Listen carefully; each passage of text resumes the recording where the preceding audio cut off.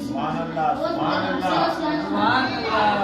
آپ کو دیکھ رہے حضور آپ کو دیکھ رہے اعلیٰ حضرت شعر میں لکھتے ہیں کہ سر عرش پر ہے تیری نظر دل فرش پر ہے تیری نظر یعنی آقا عرش پر ہے نظر نیچے ہے سر عرش پر ہے تیری نظر دل فرش پر ہے تیری نظر ملکوت و ملک میں شے نہیں وہ جو تجھ پر آیا نہیں یعنی اعلیٰ حضرت فرماتے ہیں کہ میرے آقا اس زمین و آسمان کے اندر اس ملکوت و ملک کے اندر کوئی جگہ ایسی نہیں کوئی چپا ایسا نہیں جو میرے نبی کی آنکھوں سے اللہ نے آپ کو ہر چیز اور ایک حدیث میں آتا ہے فرماتے ہیں حضور اس نظروں کے بارے میں اپنے نظر کے عالم کے بارے میں حضور خود فرماتے ہیں حضور فرماتے ہیں ان اللہ رفع الدنیا وانا انزل الیہا والی ما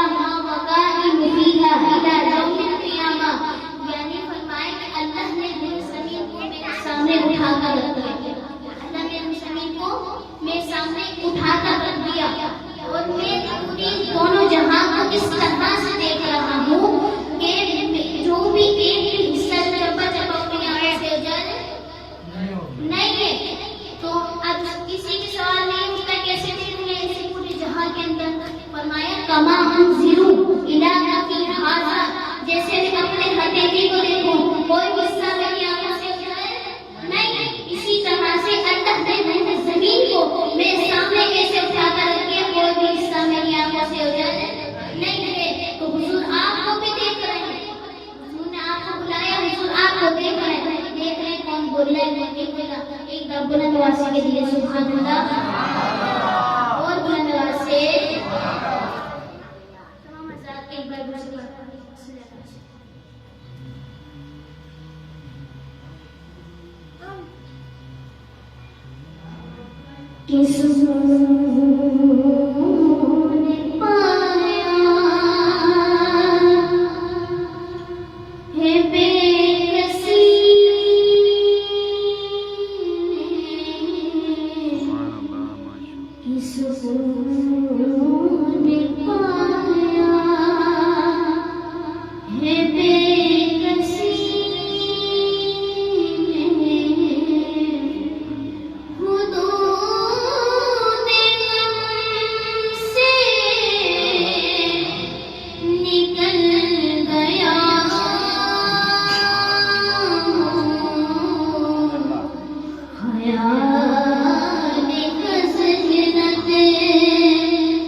جبان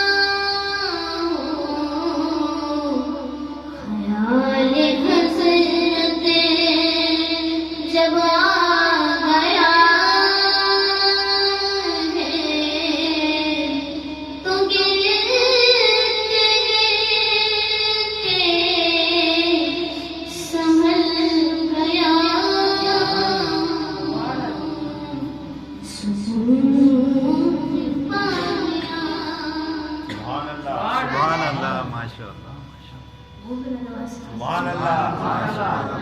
آپ لوگ پہلی دفعہ لیا ہے نا؟ یہ صحیح ہے. دوسری بار ملیں گے انشاءاللہ. اچھا اچھا آپ کے ان کے پاس نہیں آئی. اچھا ہوگا کوئی.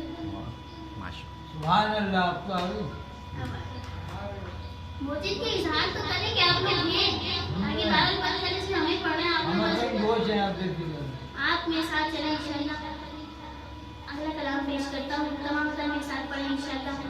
سارے میرے تمہارے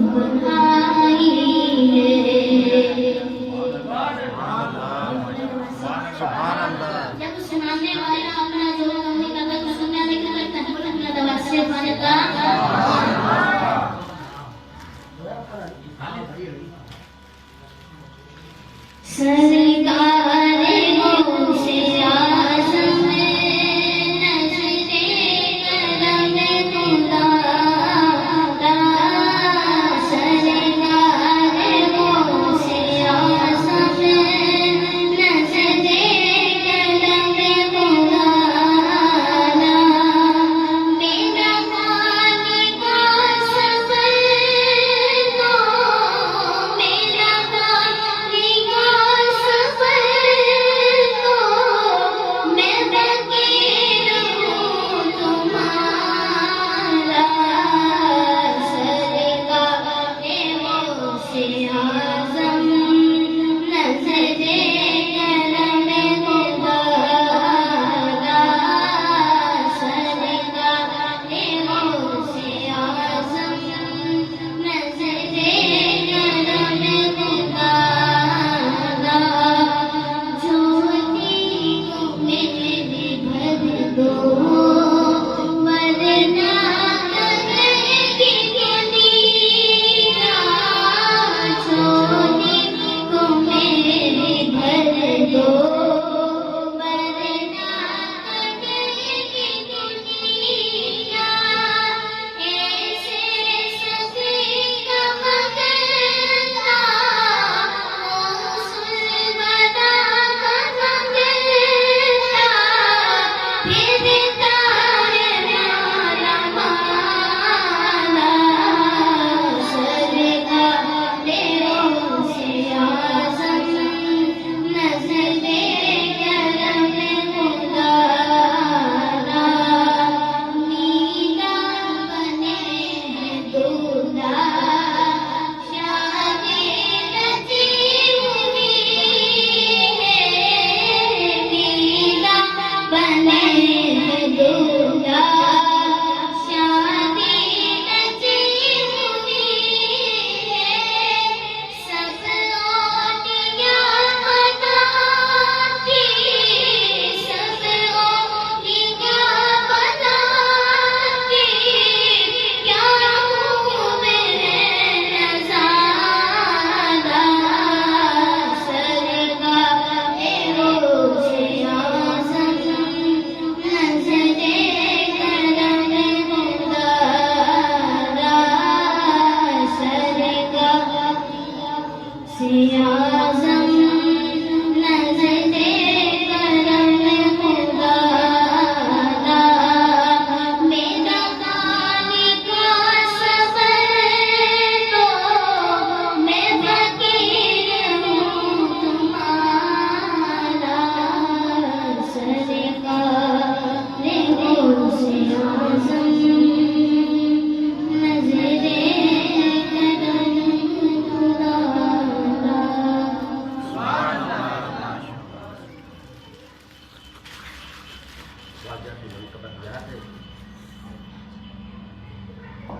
بنا کسی داخل کے دعوت اخلاق میں جا رہا ہوں ان اشعار کے ساتھ کہ یہ ناز یہ انداز ہمارے نہیں ہوتے، یہ ناز یہ انداز ہمارے نہیں ہوتے، جھولی میں اگر ٹکرے تمہارے نہیں ہوتے، جھولی میں اگر ٹکرے تمہارے نہیں ہوتے، اور جب تک کہ مدینے سے اشارے نہیں ہوتے، جب تک کہ مدینے سے اشارے نہیں ہوتے، روشن کبھی قسمت کے ستارے نہیں ہوتے، روشن کبھی قسمت کے ستارے نہیں ہوتے، اور ملتی نہ اگر بھی حضور آپ کے در سے، ملتی نہ اگر بھی حضور آپ کے در سے، اس دھاٹ سے منگتوں کے گزارے نہیں ہوتے، اس دھاٹ سے منگتوں کے گزارے نہیں ہوتے۔ ہم تمیز جناب حضرت علامہ مولانا سائیں فاروق مسعود صاحب سے کیا تشریف لائیں اور آج کے اپنے فانی و روحانی بیان سے ہمارے دلوں کو منور فرمائیں۔ نعرہ سے استقبال کیجیے، نعرہ تکبیر، نعرہ رسالت، نعرہ رسالت، نعرہ تکبیر، حق جاریہ، نعرہ تکبیر، نعرہ تکبیر، نعرہ حیدری، نعرہ غوثیہ، علماء اہل سنت، حضرت علامہ مولانا سائیں فاروق مسعود صاحب۔ ٹینٹ ہے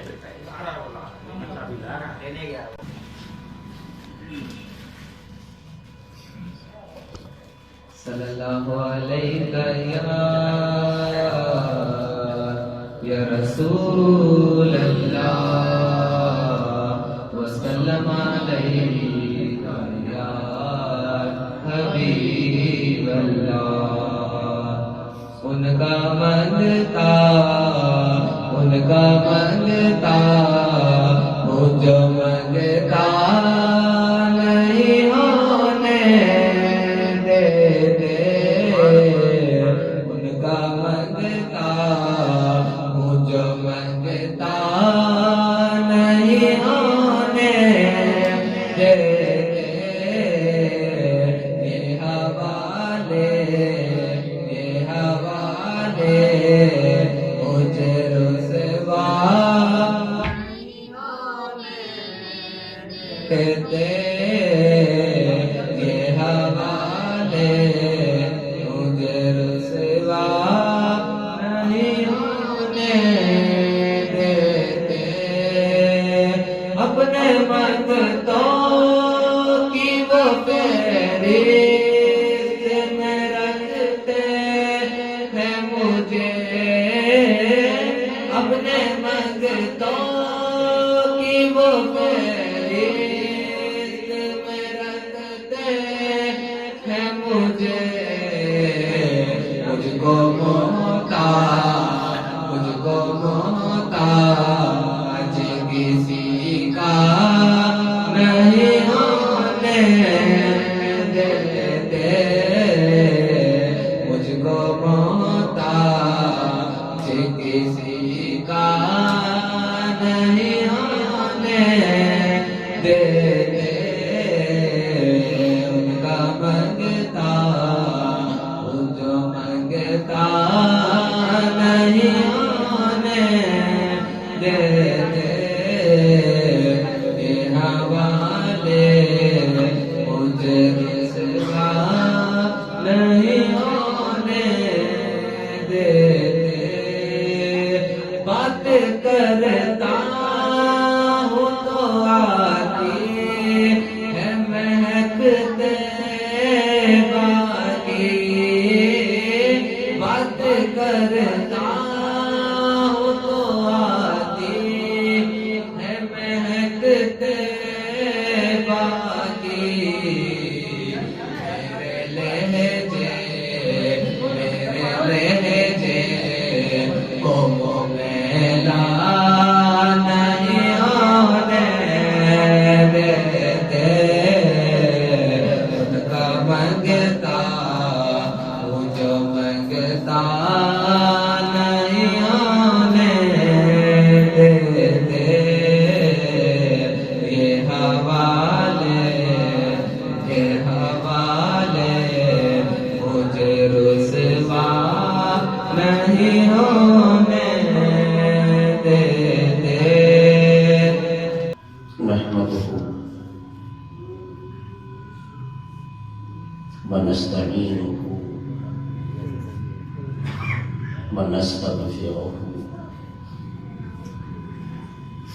ونصلي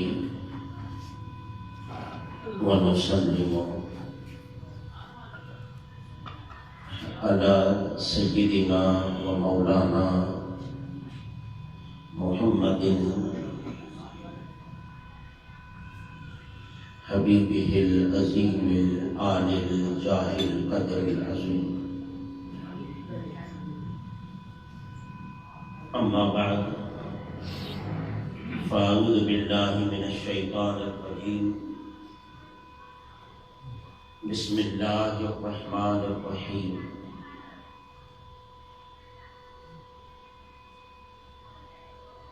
كل نفس ذائقة الموت. صدق الله العظيم.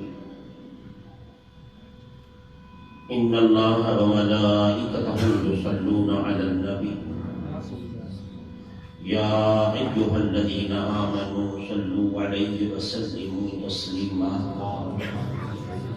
اللهم صل وسلم وبارك على سيدنا ومولانا محمد وعلى آلہ وصحبہ وبارک وسلم۔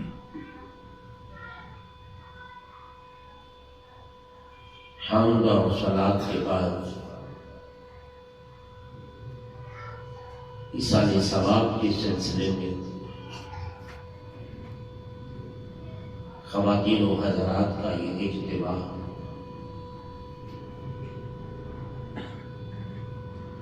دعا ہے کہ اللہ تعالی ہمارے اعمال میں اخلاص عطا فرمائے، ہمیں ریاکاری کی وبا سے محفوظ فرمائے، اور مرحوم کی بلا حساب مغفرت فرما کر ان کو امام الانبیاء صلی اللہ علیہ وآلہ وسلم کا سایہ نصیب فرمائے۔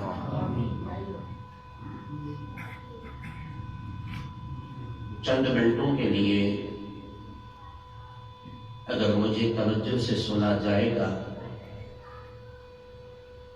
نہ صرف اس میں مجھے خوشی ہوگی بلکہ آپ کی بھی دنیا و آخرت کا فائدہ ہوگا۔ میں کئی بار کہہ چکا ہوں، مجھے واہ سبحان اللہ نہیں چاہیے ہوتی، مجھے آپ کا توجہ چاہیے، تاکہ جو پیغام میں آپ کو دینا چاہتا ہوں وہ آپ تک میرا پیغام پہنچے۔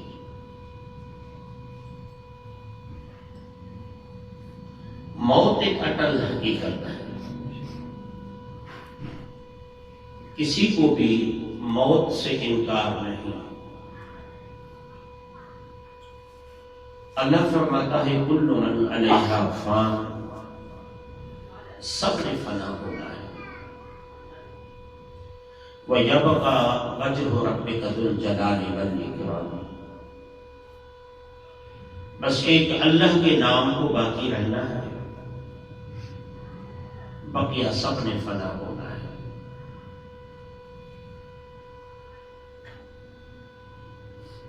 انسان کی زندگی کے چند مراحل ہیں۔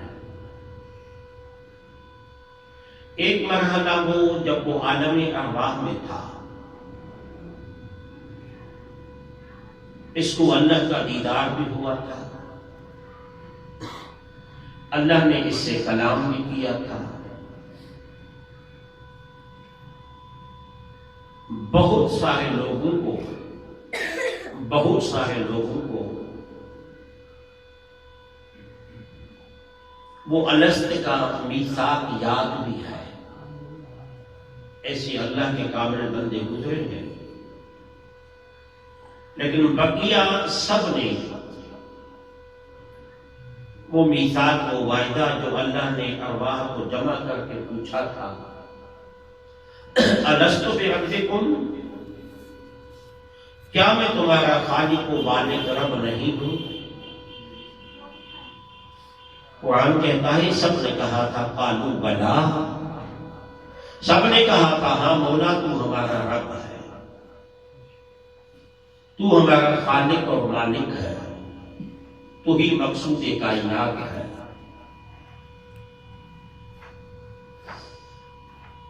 پھر یہ عالم ارواح سے ماں کے پیٹ میں منتقل ہوا، 9 مہینے کے لگ بھگ پوری دنیا، کل کائنات اس کی ماں کا پیٹ تھا۔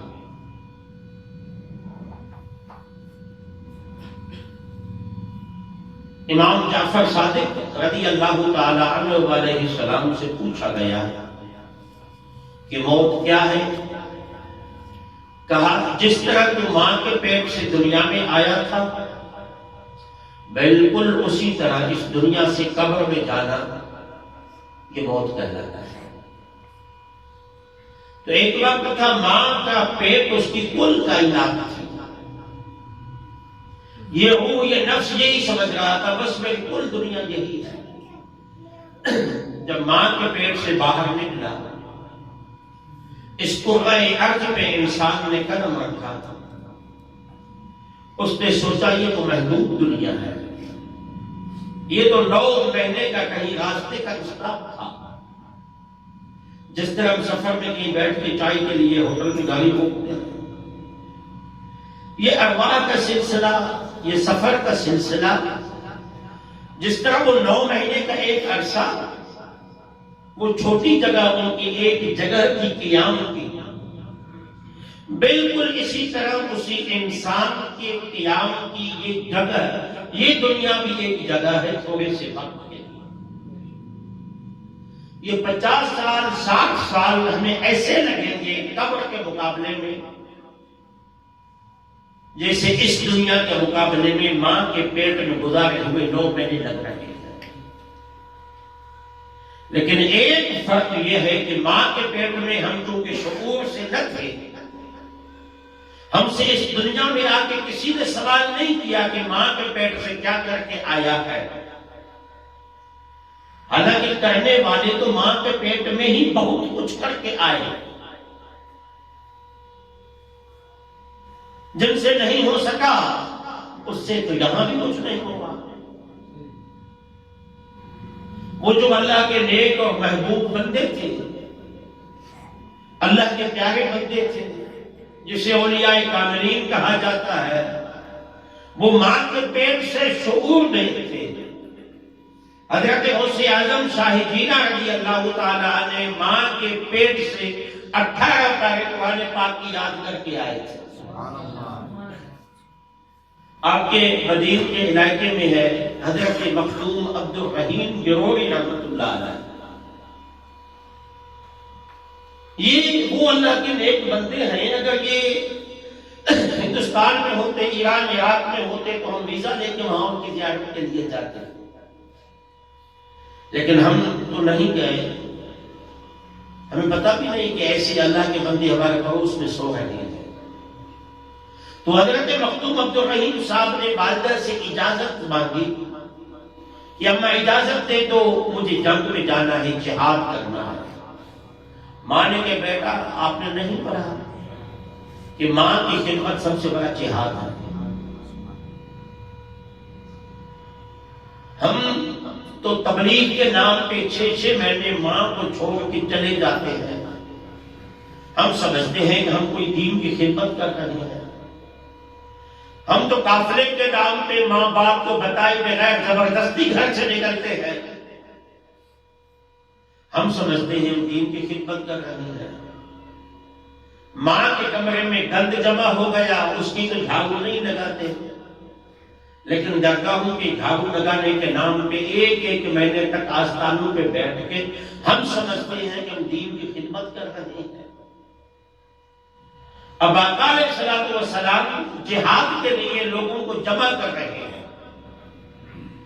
اور یہ وہ وقت ہے، نہ مسلمانوں کے پاس تلواریں ہیں، نہ مسلمانوں کے پاس سواریاں ہیں، نہ مسلمانوں کے پاس زرہیں ہیں، نہ مسلمانوں کو دفاع کے لیے ڈھالیں ہیں. مقابلے میں ہزاروں کا لشکر ہے. پیغمبر اعلان فرما رہے ہیں کہ مجاہدین چاہیے جو جنگ میں چلے اسلام کے دفاع کے لیے. ایک جوان آتا ہے، یا رسول اللہ چلنا چاہتا ہوں. حضور پوچھتے ہیں تیری ماں زندہ ہے؟ ہاں یا رسول اللہ. کیا وہ تیری خدمت کی محتاج ہے؟ ہاں یا رسول اللہ. میں کما کے آتا ہوں تو وہ کھاتی ہے، میں بناتا ہوں تو وہ کھاتی ہے. حضور فرماتے ہیں کہ تیرا جہاد یہی ہے کہ اپنے ماں باپ کی بیٹھ کے خدمت کر لو. اور اس ماں باپ کا مقام تو اتنا عظیم ہے. آقا اپنی حسرت بتا رہے ہیں، اپنی حسرت. جی آپ سوچتے ہوں گے کہ میرے نبی کی بھی کوئی حسرت تھی. یعنی حسرت کہتے ہیں کہ وہ کام جو حضور کرنا چاہتے ہو نہ ہو سکا. حضور فرماتے ہیں کہ میری خواہش ہے کاش میری ماں زندہ ہوتی، میں اللہ کی نماز میں ہوتا، عشاء کی 1 رکعت مکمل کر چکا ہوتا، عشاء کی 1 رکعت مکمل کر چکا ہوتا. ادھر سے میری ماں مجھے آواز لگاتی، بیٹا محمد صلی اللہ علیہ وسلم. میں اللہ کی نماز چھوڑ کے ایک رکعت مکمل کر چکا ہوتا، دوسری رکعت میں ہوتا، میری ماں مجھے آواز لگاتی بیٹا محمد، تو میں اللہ کی نماز کو توڑ کے اپنی ماں کو جواب دیتا جی میری امی میں حاضر ہوں۔ یہ حضرت مصطفیٰ کی کیا جوانوں، آپ نے اپنی ماں کو یہ حق دیا ہے کہ آپ نیند میں سو رہے ہو، ان کو کوئی آپ میں سے کام پڑ جائے وہ آپ کو اٹھا سکتی ہے؟ اپنے گریبان میں جھانک کے دیکھیں۔ ہم نے اپنے ماں باپ کو پہلے تو ماں جی جیسی ہے، بچے کے بخار میں تڑپ اٹھتی ہے، بچے کے پیٹ کے درد میں تڑپ اٹھتی ہے، نہیں مولا جو تکلیف اس کو دینی ہے اس کو نہ دے مجھے دے دے۔ خود بھوکی سو جاتی ہے، بچے کو بھوکا سونے نہیں دیتی، بیٹا میں نے کھا لیا ہے۔ اب بڑھاپے میں اگر ان کے ہاتھ تب کپائے تو اپنا بچپنا بھی یاد رکھنا۔ اب بیماری کی وجہ سے، عمر کی وجہ سے اس کے کپڑے ناپاک ہو جائے تو ایک وقت تھا وہ تجھے دھوتی بھی تھی، تجھے نہلاتی بھی تھی، تیرے کپڑے بھی بدلتی تھی، اور اللہ جانتا ہے تو وہ کھانا کھاتی تھی، تو قضائے حاجت کے لیے اٹھتا تھا، وہ کھانا آنکھیں میں چھوڑ کے تیری خدمت میں لگ جاتی تھی، کبھی اس نے منہ نہیں بنایا تھا۔ اور آج تو غصے میں کہہ رہا ہے ابا تجھے کون سمجھائے، اما تجھے کون سمجھائے؟ میرے بچے یہ وہ تیرے ماں باپ ہیں جنہوں نے تجھے بولنا سکھایا تھا، آج ان کو اگر تمہیں سہارا دینا پڑتا ہے اٹھانے کے لیے تو یہ نہ بھولانا تجھے چلانا بھی اس نے ہی سکھایا تھا۔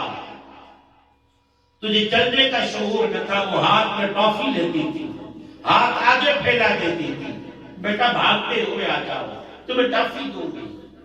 اس نے تمہیں چلنا سکھایا، اس نے تجھے گھومنا سکھایا، اس نے خود بھوکے رہ کے تیرا پیٹ پالا، محنت مزدوری کر کے تجھے اعلیٰ تعلیم دلائی، تو پڑھا لکھا مہذب بن کے اب اگر ماں باپ کو غصے میں کہہ رہا ہے نا کہ اماں کو نہیں سمجھتی، تو یاد رکھ لے تیرے سے بڑا کوئی ناسمجھ نہیں ہے، تیرے سے بڑا کوئی جاہل نہیں ہے، تیرے سے بڑا کوئی بد نصیب اور بد کردار نہیں ہے، اگر تیرے عمل اور تیرے کردار سے تیرے والدین ناخوش ہیں تو۔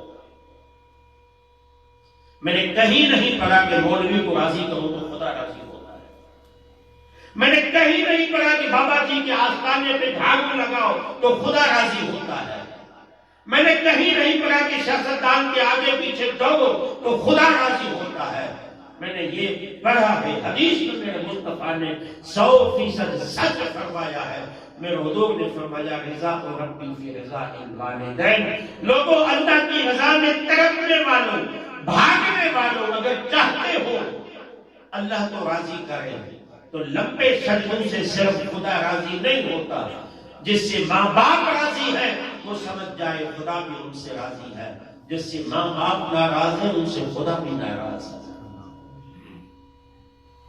آج کیونکہ شی سفر تھی نا، بس مجھے بات یاد آ گئی ہے، وہ مخدوم صاحب کی بات بھولتا ہوں تو مجھے یاد دلا دیتا۔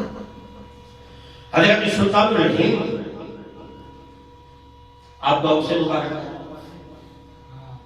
آج ہندوستان کے سلطان الہند کا عرس تو سب کو یاد ہے، لیکن ٹھٹھا میں بیٹھے ہوئے سوئے ہوئے شیخ الاسلام مخدوم محمد اعظم ٹھٹوی کا عرس آپ میں سے کسی کو پتہ نہیں ہوگا کہ آج ہے۔ حالانکہ یہ شیخ الاسلام محمد اعظم ٹھٹوی وہ ہے جب حضور کی دربار میں گئے سب نے سلام پیش کیا،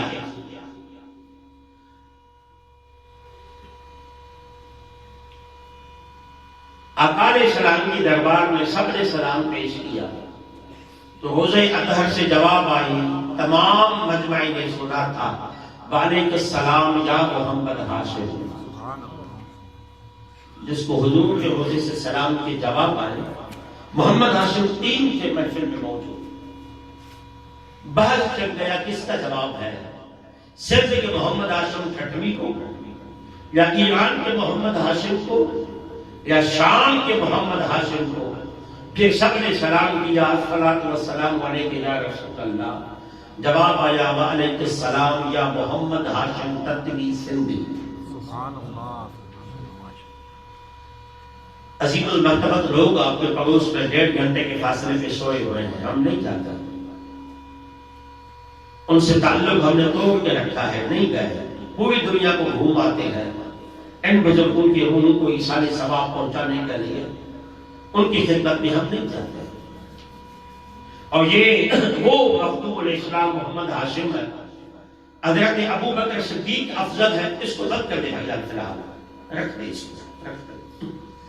جب حضرت مخدوم محمد ہاشم ٹھٹوی رحمت اللہ علیہ کا مناظرہ ہونے لگا مخدوم محمد معین ٹھٹوی سے، یہ بہت بڑے عالم تھے محمد معین.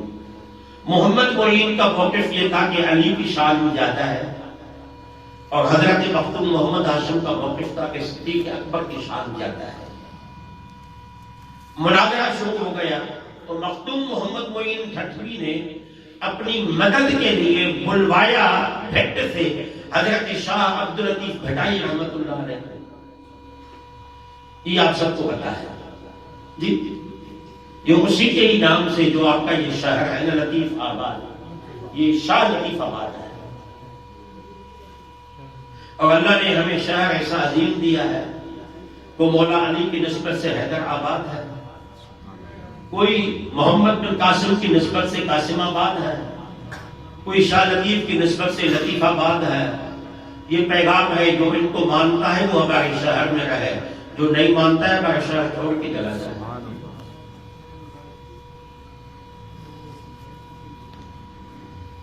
تو جب مخدوم محمد معین ٹھٹوی بیٹھے رہے شاہ لطیف کے ساتھ، اور جب سے محمد ہاشم ٹھٹوی آنے لگے تو کمال دیکھیے، ان لوگوں کی نگاہ دیکھیے، ان لوگوں کی نگاہ کا اثر دیکھیے.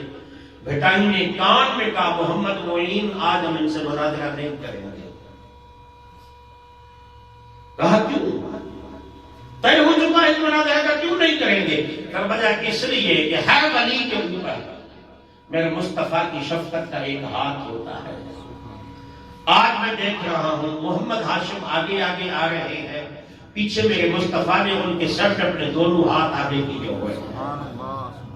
ایک دو بات، یہ اشارہ تھا اس طرف، تو میرے صدیق کی دفاع کرنے کے لیے جا رہا ہے، میں تیرے ساتھ ہوں.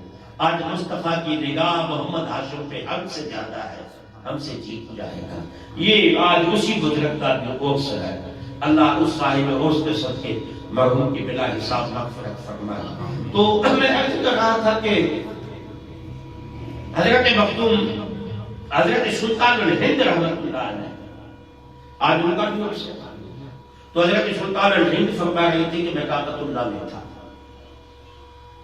ہم ان کی صرف کرامات بیان کرنے کے عادی ہیں، ان کی تعلیمات کیا ہیں اس سے ہمیں کوئی غرض نہیں. وہ کتابوں میں کیا لکھ کر گئے اس کا ہمیں کچھ پتہ نہیں. بس ہمیں تو یہ یاد ہے کہ انا ساگر پہ گئے، تالاب پہ گئے جی، ایک لوٹے میں پورے دریا کو بند کر دیا. یہ ان کے لیے بہت چھوٹی بات ہے، ان کا مقام بہت اونچا ہے. حضرت سلطان الہند کہتے ہیں کہ میں 10 سال مسلسل کعبۃ اللہ میں تھا. ایک نوجوان کو ہر سال 10 سال سے بلکہ 7 سال سے میں دیکھ رہا تھا کہ وہ کعبے کے غلاف کو پکڑ پکڑ کے چیخ کر رہا تھا لبیک اللہم لبیک، لبیک اللہم لبیک. فرماتے ہیں کہ غلاف کعبہ سے آواز آ رہی تھی لا لبیک بدبخت تیرے ہاتھ میں قبول نہیں.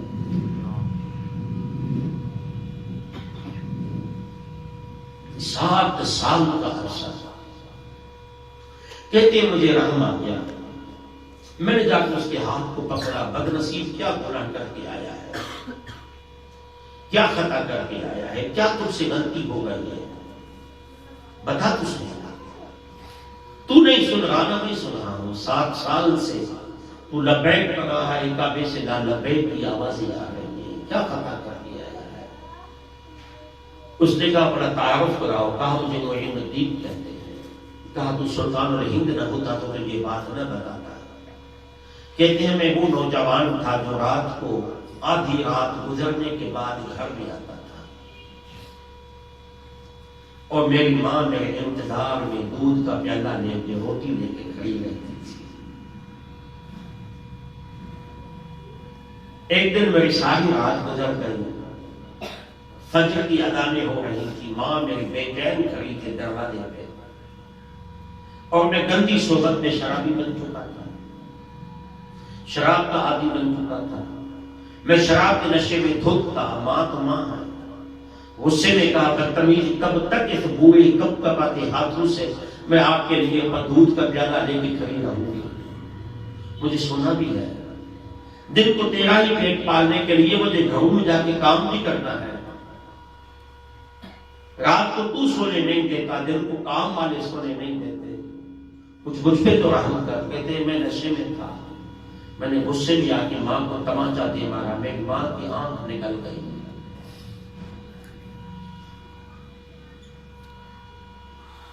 ماں نے کہا نکل جا. میں تیری ماں نہیں, تو میرا بیٹا نہیں. نکل گیا. میں چلا آیا. میں نکل گیا. اب کعبۃ اللہ میں آیا ہوں. 7 سال گزر گئے ہیں. نہ ماں راضی ہو رہی ہے نہ رب راضی ہو رہا ہے. سلطان الہند کہتے ہیں اللہ کو راضی کرنا ہے تو ماں کو راضی کرنا. کہتے ہیں ماں کے پاس بھی گیا ہوں, راضی نہیں ہو گئی. کہتے ہیں میرے پاس پہلے. کہتے ہیں میں ان کے ساتھ ان کے گھر پہ آیا. بیٹے نے آواز دی ماں تیرا بیٹا آ گیا معافی مانگنے کے لیے. جب اس کی آنکھ ضائع ہوئی تھی ماں کو صدمہ تو تھا. جس سے زیادہ محبت ہوتی ہے نا, جس سے زیادہ امیدیں زیادہ وابستہ ہوتی ہے نا, ان کی تھوڑی بات ہی دل کو توڑ کے رکھ دیتی ہے. دکھ انسان کو انسان نہیں دیتا.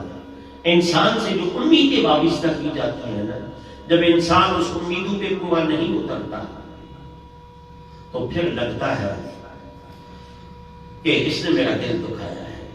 تو ماں نے چونکہ ایک ہی اکلوتا بیٹا تھا, امیدیں بہت لگائی تھی. کہا بدبخت ایک تو نکال کے گیا تھا, اب دوسری نکالنے کے لیے آ گیا.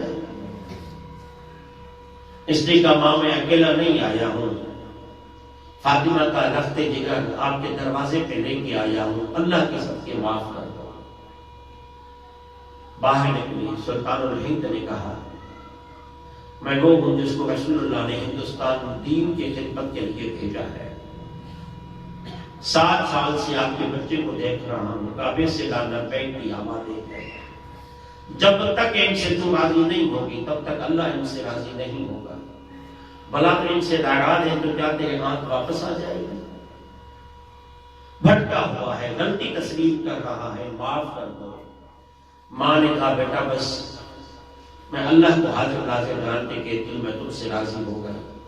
سلطان الہند کہتے ہیں کہ اس میرے کان میں آواز آئی کہ معین الدین اس کو بتا دو, اس کو کہہ دو پہلے ماں تیری ناراض تھی تو 7 سال تک لبیک پڑھتا رہا, میں نے تیری لبیک کو قبول نہیں کیا. اب ماں کے ایک دعا کے جملے کے بدلے میں نے تیرے نامہ اعمال میں 700 حج کا ثواب لکھوا دیا.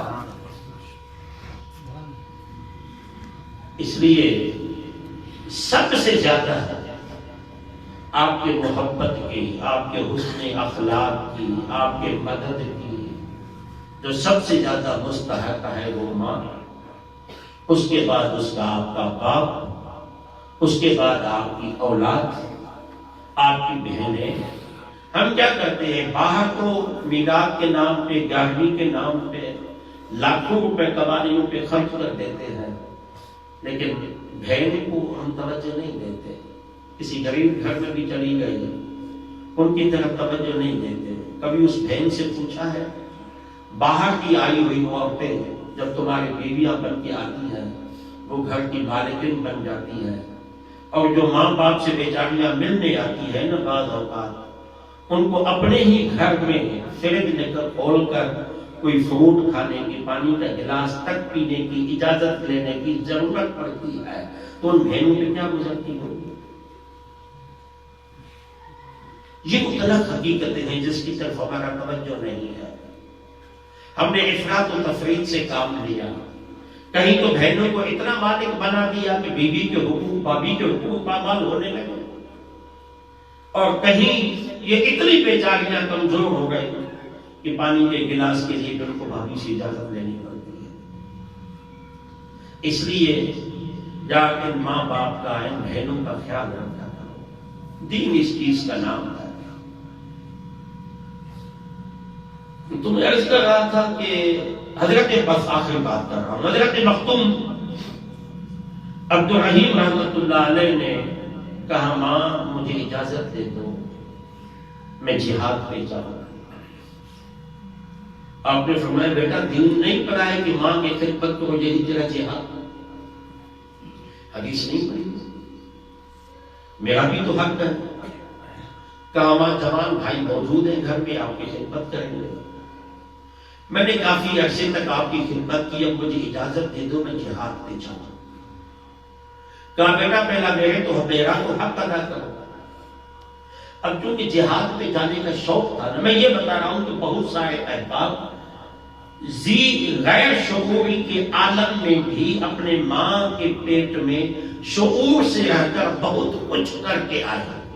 میں یہ بتانا چاہ رہا تھا.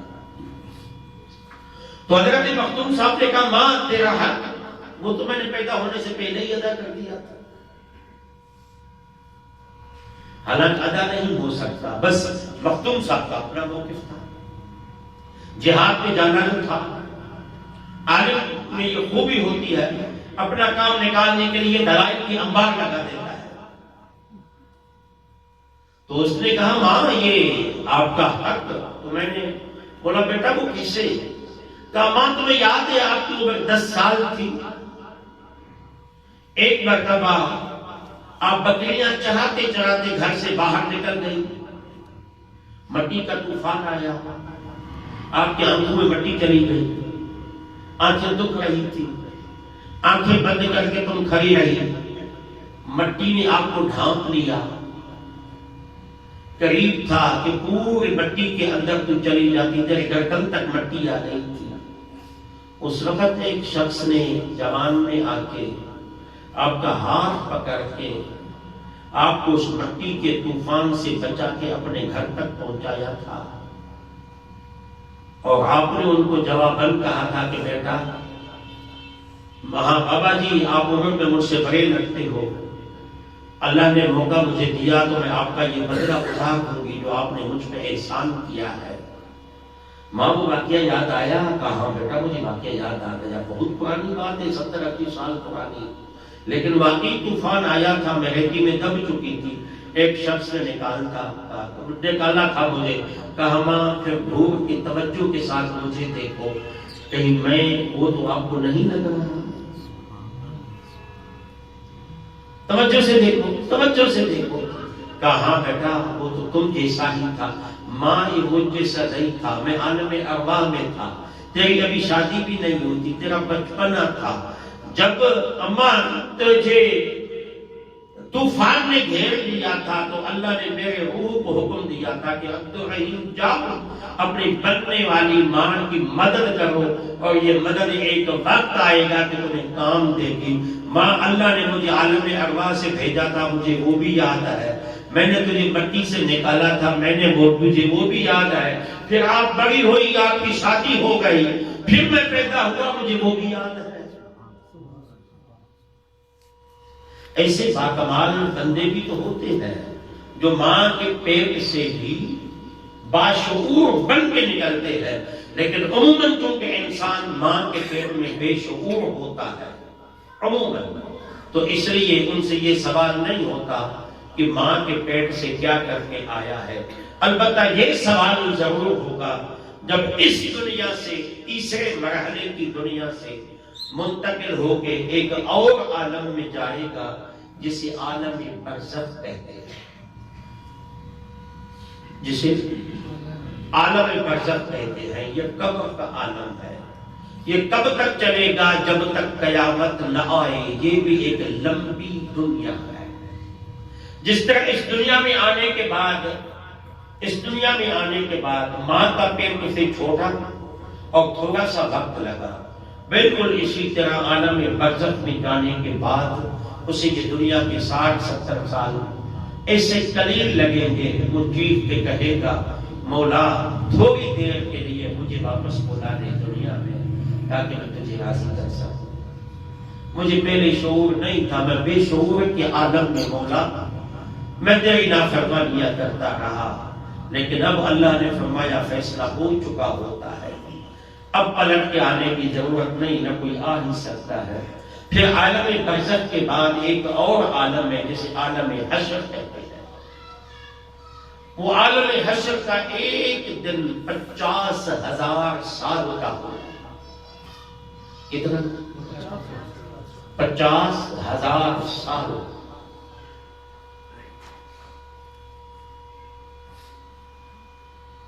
ایک دن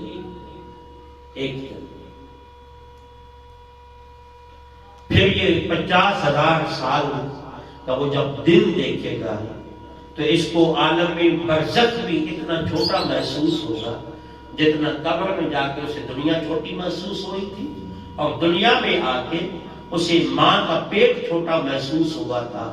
اور پھر جب یہ محشر گزر جائے گا پھر ایک عالم آئے گا، جنتی جنت میں جائیں گے اور جہنمی جہنم میں جائیں گے۔ یہ جنت میں جانے کا وہ زمانہ ہے جو ختم نہ ہونے والا زمانہ ہے۔ جو جنت میں جانے کا زمانہ ہے یہ وہ زمانہ ہے جو ختم نہ ہونے والا زمانہ ہے۔ اس جنت میں جانے کے لیے اپنی دنیا کو اجیرن بنانا ہوگا۔ اس جنت میں پہنچنے کے لیے دنیا میں تکالیف، دنیا میں مصیبتیں، دنیا میں پریشانیاں آئیں گی، ان کو جھیلنا ہوگا، ان کو برداشت کرنا ہوگا۔ یہ نہیں ہے کہ تو دنیا میں بھی جنت چاہے اور آخرت میں بھی جنت چاہے، ایسا نہیں ہوگا۔ دنیا میں تمہیں ٹائم نکالنا ہوگا، اللہ کے گھر کو ٹائم دینا ہوگا، مسجد میں جانا ہوگا، نماز پڑھنی ہوگی، خواہشات نفسانی کو دبانا ہوگا، نماز ادا کرنی ہوگی، اللہ کے دربار میں جھکنا ہوگا، اہل حقوق کے حقوق ادا کرنے ہوں گے۔ ایک تو یہ حقوق ہے اولاد کے حقوق، ماں باپ پہ، ماں باپ کے حقوق اولاد پہ، بھائی کے حقوق بہنوں پہ، بہنوں کے حقوق بھائیوں پہ، پڑوس کے حقوق، مسجد کے حقوق، ان میں سے کسی کی بھی حق تلفی کر کے ہم جنت میں نہیں جا سکتے۔ سب کو اپنے اپنے حق اپنے وقت کے ادا کریں، پھر دیکھیں کہ اللہ تعالیٰ کی مدد کس طرح شامل حال ہوتی ہے۔ میرے حضور نے فرمایا الدنیا سجن للمؤمن، مومن کی حیثیت یہ ہے دنیا اس کے لیے قید خانہ ہے، جیل ہے۔ قیدی کو کیا سہولیات ہوتی ہیں؟ جی میں سیاسی قیدیوں کی بات نہیں کر رہا، شاید ان کو ہو بھی صحیح، لیکن جو واقعی کوئی مجرم ہے اس قیدی کو کیا سہولیات ہوتی ہیں؟ لیکن قیدی تو قیدی ہوتا ہے، آزادی سے نہ باہر نکل سکتا ہے۔ قیدی حضور نے دنیا کو قید کیوں کہا؟ کہ اس کو دنیا میں جیل خانہ ہی اس کی کل دنیا ہوتی ہے۔ تھوڑی سہولیات لینے کے لیے جیلر کا، جیل حکام کی مدد کی ضرورت ہوتی ہے۔ اللہ نے فرمایا یہ دنیا تیرے لیے قید خانہ ہے۔ قیدی کو کیا پتا عید کیا ہوتی ہے، قیدی کو کیا پتا باہر گھومنا کیا ہوتا ہے، قیدی کو کیا پتا کہ موسم کے مزے کیا ہوتے ہیں۔ قیدی جیل میں بیٹھ کے اندازہ نہیں لگا سکتا کہ عید کی خوشیاں کیا ہے، ایصال ثواب کے لیے محفل ہے، گھر میں مہمان ہے، گھر میں خوشی کا عالم کیا ہے۔ قیدی تو قیدی ہوتا ہے، وہ تو دن گنتا ہے اپنے بیٹھ کے کب میرے سزا کے دن مکمل ہو، میں آزادی کی طرف جاؤں۔ تو حضرت امام جعفر صادق سے پوچھا گیا موت کیا ہے؟ فرمایا موت یہ ہے کہ تو اس دنیا میں جس طرح ماں کے پیٹ سے اس دنیا میں آیا تھا یہ تیری ایک زندگی تھی، اور پھر اس دنیا سے قبر میں جائے گا یہ تیری دوسری زندگی ہے، لیکن تمہیں اتنا کرنا ہے جب تو اس دنیا میں ماں کے پیٹ سے آیا تھا، جب کہ چھوٹی دنیا سے بڑی دنیا میں آ رہا تھا تو تو رو رہا تھا، تیرے آنے میں دنیا ہنس رہی تھی، تیرے ماں باپ مبارک دادا کے پیغام وصول کر رہے تھے، خوشیاں تھی۔ اب زندگی اس طرح گزار کے جا، جب تو اس دنیا سے جائے تو تم ہنستا ہوا جائے، تیرے پیچھے والے تیری محبت میں ہوتے رہ جائے۔ میرے لیے لوگ کیوں روئیں گے؟ جی اب ہمیں یہ دیکھنا ہے کہ میرے لیے آپ کیوں روئیں گے بھائی؟ تب نہ جب میرا اخلاق اچھا ہوگا آپ سے، جب میرا کردار اچھا ہوگا۔ اگر میں آپ کو اپنے عمل سے تکلیف دوں، آپ کو پریشان کروں، تو آپ تو یہ کہیں گے نا کہ اچھا ہوا جان چھوٹے۔ اس لیے اپنے عمل کو، اپنے کردار کو درست رکھے۔ ساس اپنے بہو کے حقوق کو سمجھے، بہو ساس کو ماں کی جگہ سمجھ کے ان کے حقوق کا خیال رکھے، بھائی بہن کے حقوق کا خیال رکھے۔ جی بیوی گھر میں آئے تو شوہر کی خدمت گار بن کے آئے، مخدومہ بننے کی کوشش نہ کرے۔ پھر ایک وقت آئے گا اللہ تمہیں اولاد عطا کرے گا، تو شوہر کی کچھ دنوں کے لیے خادمہ بن کے رہا، اللہ تمہیں اپنے اولاد کا مخدومہ بنا دے گا۔ تیری اولاد تیری خدمت کرے گی، تیری عزت کرے گی، تیرے ہاتھ چومے گی، تیرے پاؤں چومے گی، اور تجھے دیکھنے میں اللہ تیری اولاد کو مقبول حج اور عمرے کا ثواب عطا کر دے گا، تیرے دیکھنے کو بھی اللہ عبادت بنا دے گا۔ لیکن یہ تب ہے کہ ہم اپنے حقوق کا خیال رکھیں۔ ہاں مجھ سے یہ بھی سوال کیا گیا ہے کہ خواتین کا میلاد جائز ہے یا ناجائز ہے؟ تو کیا میری آواز خواتین تک جا رہی ہے؟ اچھا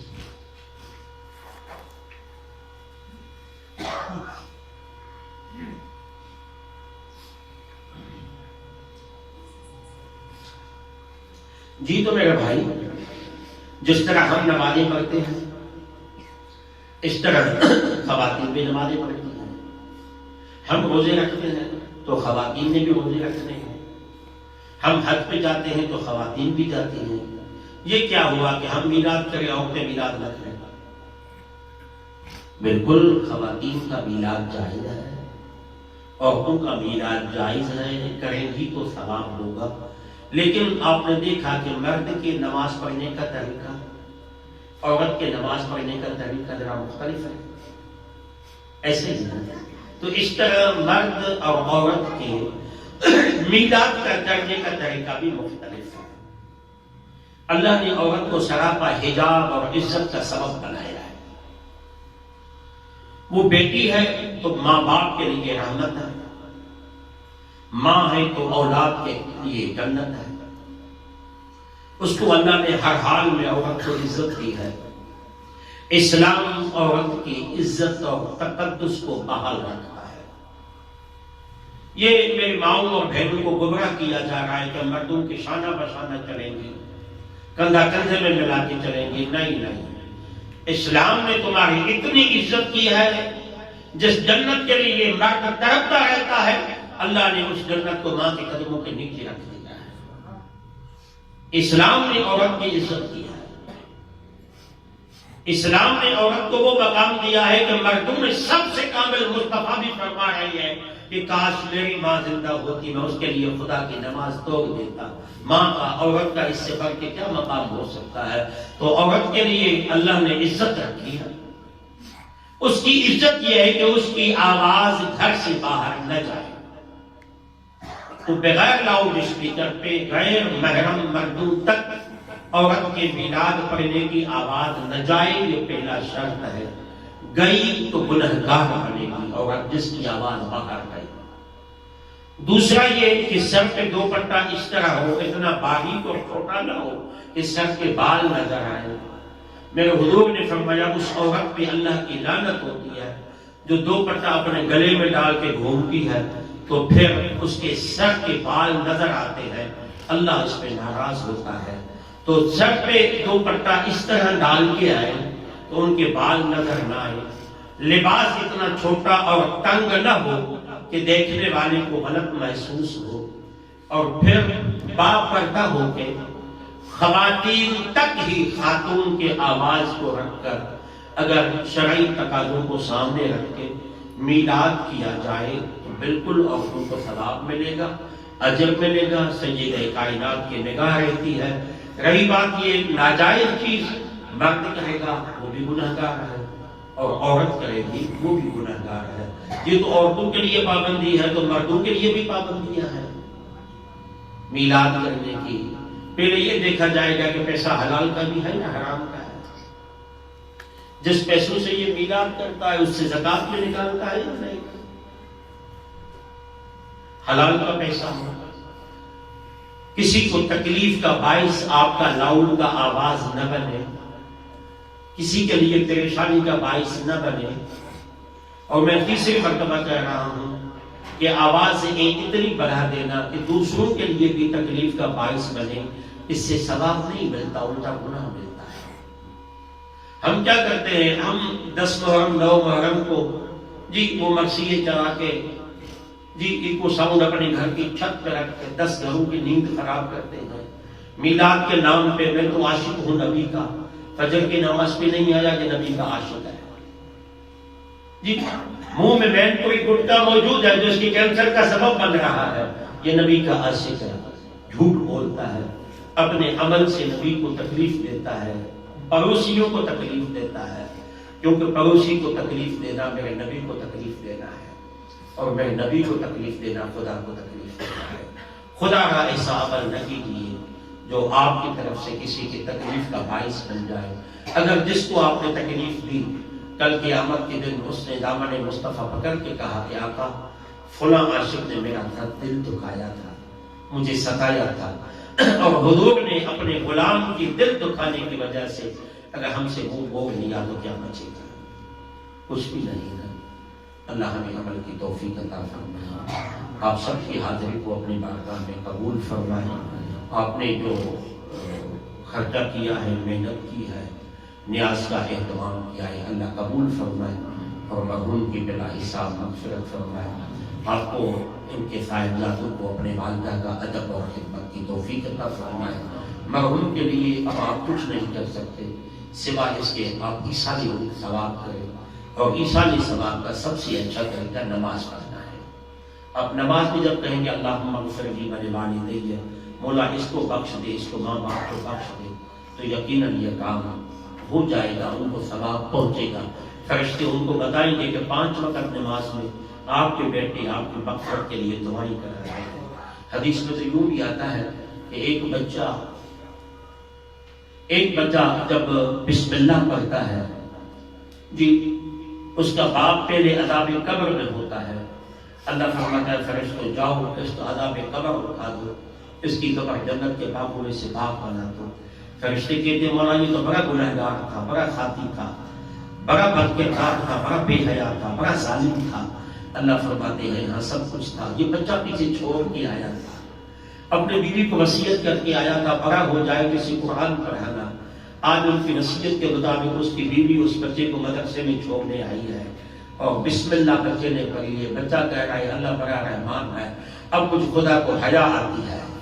اللہ فرماتا ہے اب مجھے حیا آتی ہے کہ بچہ تو پتری زبان سے کہے کہ اللہ رحم کرتا ہے، میں اس کے باپ پہ عذاب کروں، فرشتوں گواہ ہو جاؤں، میں نے اس کے عذاب کو معاف کر دیا۔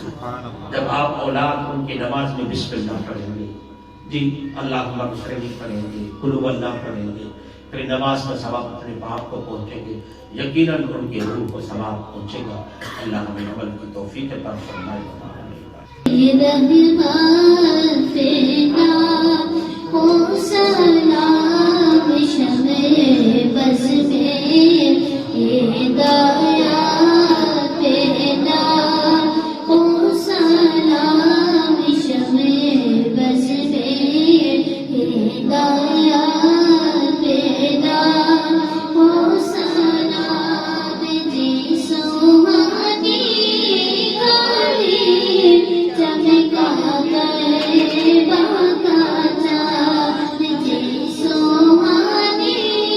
Hare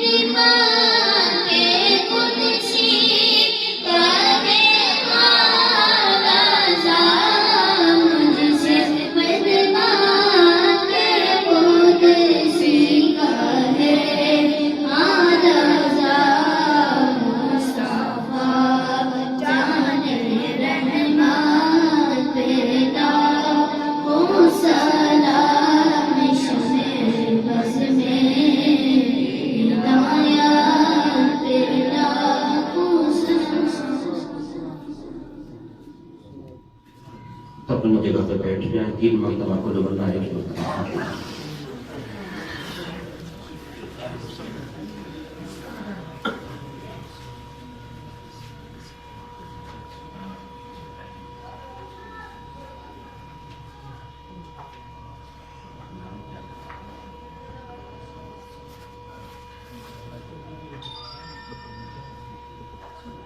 اس کے بستر سے